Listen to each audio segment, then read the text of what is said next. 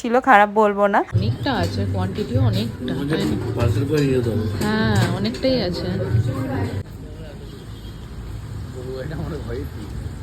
গরু গাড়ি তোমাদের ঘরে ছিল না? ছবির এক সেলফি হ্যাঁ সৌমেন বলছে গরুর গাড়ি আমার বাড়িতেই ছিল আগে, এখন এটাতেই ছবি তোলার জন্য লাইন। বাট এমবিয়েন্সটা খুব ভালো তাই না? হারিকেনও তো তাই, হারিকেনও আগে আমাদের বাড়িতে সবারকার বাড়িতে ছিল, এখন এগুলোই একটা ঠিক। মাছও আছে?